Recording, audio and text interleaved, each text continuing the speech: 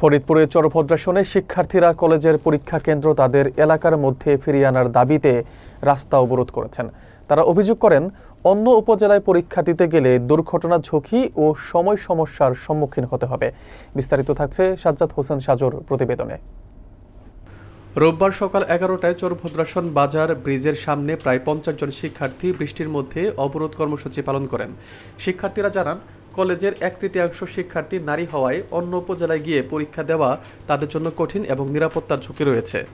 বিভিন্ন এলাকার শিক্ষার্থীদের নৌকা ব্যবহার করে নদী পার হতে হয়, ফলে সময়মতো কলেজে উপস্থিত হওয়া প্রায় অসম্ভব হয়ে দাঁড়ায়। শিক্ষার্থীরা দাবি করেন, উপজেলা নির্বাহী কর্মকর্তার সঙ্গে যোগাযোগের পরেও কোনো সমাধান পাননি।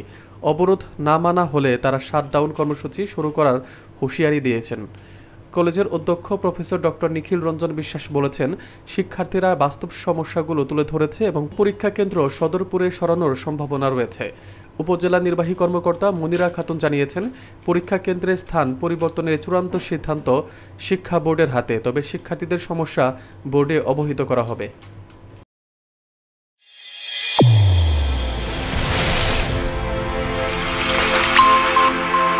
চ্যানেল A1 হৃদয়ের স্পন্দন।